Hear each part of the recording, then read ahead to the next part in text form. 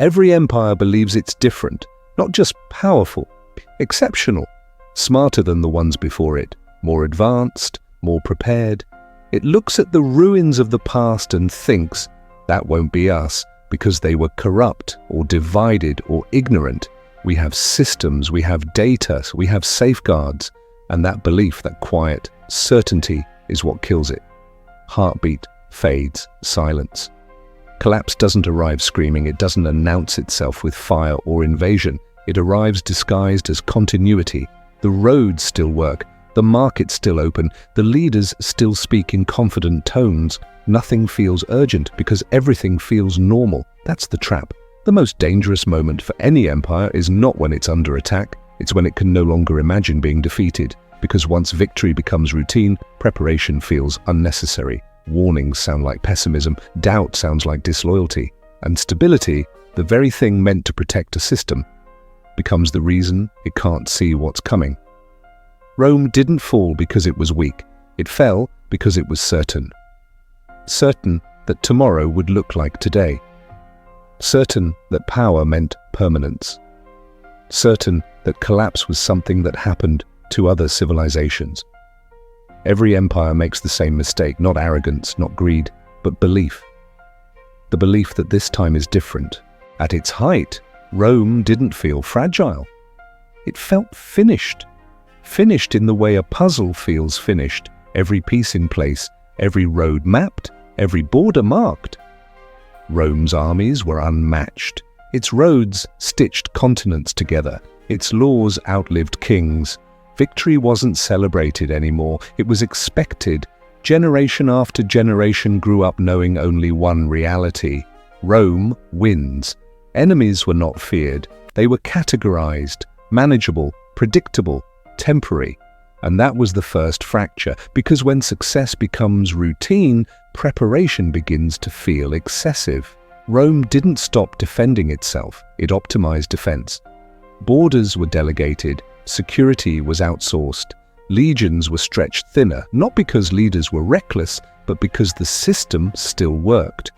Warnings came quietly, borders grew porous, loyalty shifted from Rome to paychecks, currency was diluted, not once, but repeatedly, each time framed as a temporary solution, and each time life went on, markets still opened, soldiers were still paid, the empire still looked whole.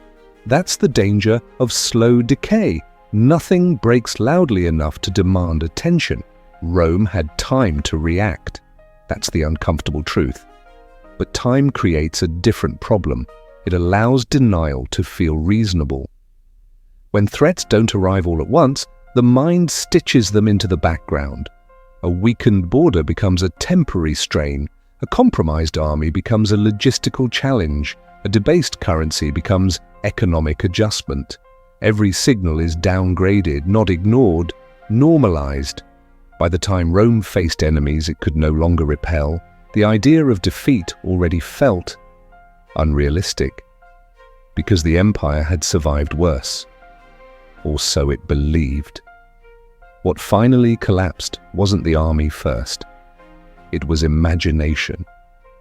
Rome could no longer picture a world where it wasn't at the center. Couldn't imagine a day when the roads led somewhere else. When the laws stopped spreading. When the name Rome no longer commanded obedience. And when collapse finally became visible, it felt sudden. But it wasn't. It had been rehearsed for generations under the illusion of stability. Rome didn't fall because it was weak. It fell because it couldn't imagine losing. The collapse of empires doesn't begin with enemies. It begins in the brain. The human mind is not designed to detect slow threats. It's designed to survive immediate ones. Fire, predators, sudden loss. When danger arrives gradually, the brain does something dangerous. It adapts. Psychologists call this normalcy bias, the assumption that because something has always been stable, it will continue to be. Your brain treats the present as proof of the future. As long as tomorrow looks like yesterday, the mind marks the system as safe, even when it isn't. Normalcy bias doesn't feel like denial. It feels like calm. It tells you if nothing bad has happened yet, nothing bad is happening. This is why early warnings are so easy to dismiss, because they don't come with pain, they come with inconvenience.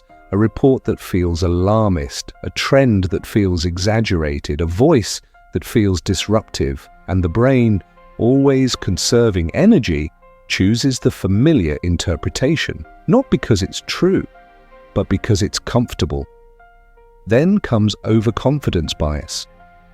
The more a system succeeds, the more it overestimates its ability to handle disruption. Past victories become psychological armor. Every survived crisis reinforces the belief, we'll handle the next one too. But confidence changes perception. Threats stop registering as threats. They become manageable variables, adjustments, background noise. This is why powerful systems don't panic early. They reinterpret danger.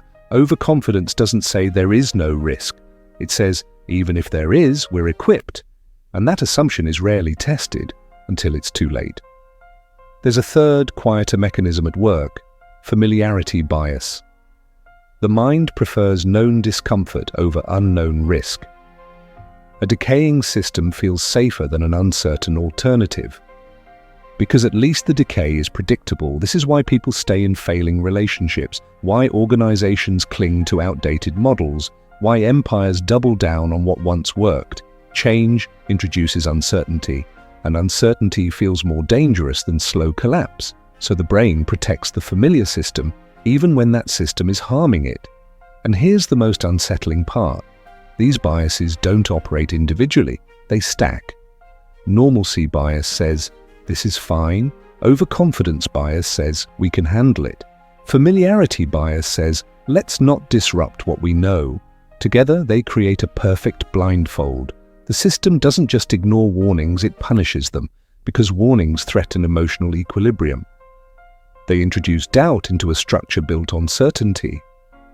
And certainty is rewarded. Leaders who project confidence are trusted. Voices that question stability are labeled pessimistic. Concern is mistaken for weakness. Over time, the system selects for reassurance, not accuracy. This is how collapse becomes invisible from the inside. Not because the signals disappear, but because the mind is trained to filter them out. Comfort becomes camouflage. The absence of panic is mistaken for safety. And by the time fear finally arrives, the system no longer has the flexibility to respond. The collapse feels sudden, but psychologically it was inevitable. Collapse didn't end with empires, it just changed scale. Today it happens everywhere, quietly, continuously, and without ceremony. Look at companies that once felt untouchable. They didn't fail because they ignored innovation. They failed because disruption arrived wearing the costume of irrelevance. A new product that looked inferior, a competitor that felt niche, a shift in behavior that didn't match existing metrics. So it was downgraded, labeled experimental, unprofitable, not urgent. By the time the threat became obvious, the system was already optimized for the past. The same pattern plays out in relationships. Very few relationships end because of one catastrophic moment. They decay through repetition, conversations get shorter, curiosity fades, silence becomes normal, nothing feels wrong enough to confront. So the mind does what it always does, it adapts, discomfort becomes routine, distance becomes familiar, and familiarity feels like safety. Until one day, the relationship ends and both people say the same thing. I didn't see it coming. But it was coming every day, just slowly enough to feel normal. The same is true at the individual level. Burnout doesn't arrive as collapse, it arrives as structure, routines that numb instead of nourish, distractions that feel deserved, schedules packed tightly enough that reflection never fits. Anxiety is managed, not resolved. Dissatisfaction is postponed, questions are delayed, not because answers don't exist, but because nothing feels urgent enough to ask them. This is how modern collapse hides. It doesn't announce itself as danger. It presents itself as continuity. Your calendar still fills. Your income still arrives. Your life still functions. So the brain concludes, this is stable. But stability is not the same as health. And here's the most dangerous similarity to Rome. The modern world trains us to trust signals that arrive too late. Dashboards, metrics, notifications. By the time the numbers change, the damage is already done, because systems don't fail at the moment of collapse. They fail at the moment adaptation stops, and adaptation stops when certainty takes over, when we assume tomorrow will resemble today, when we stop asking, what would I do if this stopped working? Because that question feels uncomfortable, and discomfort feels unnecessary in a system that appears stable. Collapse doesn't feel like danger, it feels like Tuesday, another meeting, another routine, another quiet compromise, and that's what makes it so effective. Rome didn't know it was falling, not in the way history books describe it. There was no single day when the empire woke up and felt collapse in the air. People still went to work, officials still issued decrees, the streets were still full, life continued. That's the detail we tend to forget. From the inside, collapse feels like continuity, because endings are obvious only in retrospect. When we look back, we draw clean lines, dates, causes, turning points.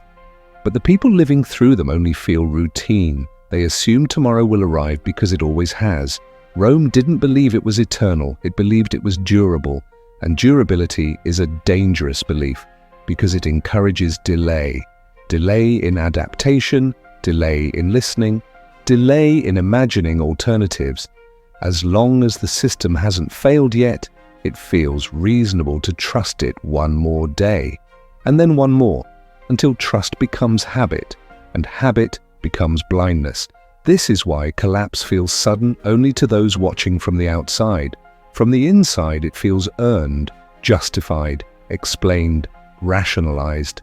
Every compromise has a reason. Every warning has a counter-argument. Every signal has a narrative that makes it feel manageable until the narratives outnumber the facts. Rome didn't lose awareness all at once. It lost it gradually, as certainty replaced curiosity, as confidence replaced vigilance, as belief replaced observation. And that's the part we recognize today, but rarely apply to ourselves, because we still believe collapse announces itself, with alarms, with chaos, with obvious danger, but it doesn't. It arrives quietly, wearing the mask of normal life. The most dangerous moment for any system is when it feels safest, when the question, what if this fails, stops being asked. Not because it's been answered, but because it feels unnecessary. Rome didn't know it was falling, neither do we. And that's not an accusation, it's a pattern, one that repeats not because people are foolish, but because the human mind is built to trust stability until stability is gone. History doesn't warn us loudly, it whispers, and it always says the same thing. By the time collapse is obvious, it has already happened.